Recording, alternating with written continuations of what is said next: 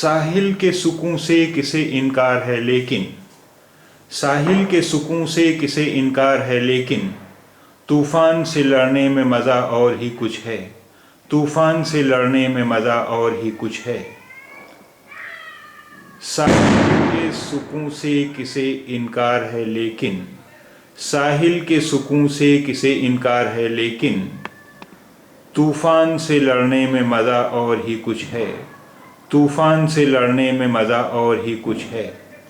साहिल यानी नदी या समुद्र का तट, साहिल नदी या समुद्र का किनारा।